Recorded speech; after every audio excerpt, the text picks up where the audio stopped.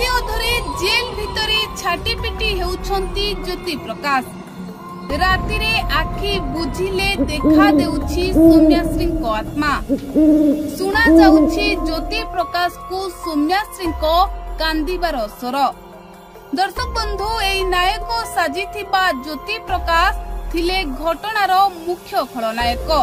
सौम्याश्री को मारिबाकू रचिथिले बड़ षड़यंत्र।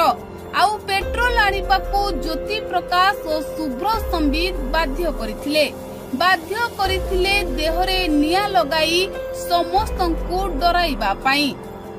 आउ नहेले देइथिले एभली धमक।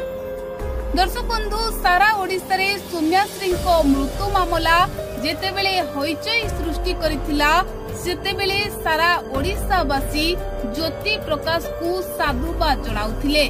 ज्योति प्रकाश को बाहा बाहा देउथिले कारण जेतेबेले सौम्याश्री को देहरे निया लागिथिला सेतेबेले ज्योति प्रकाश धाई जाई सौम्याश्री को उद्धार करी गुरुतर होइथिले।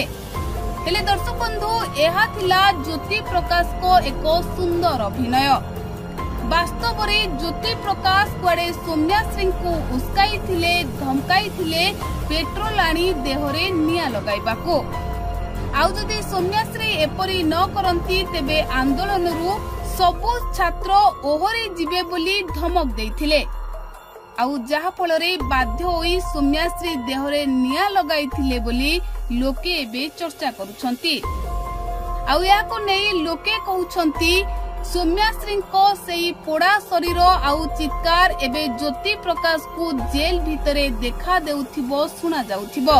आउ राति हेले ज्योति प्रकाश को आखिर निद हजि जाउथिबो।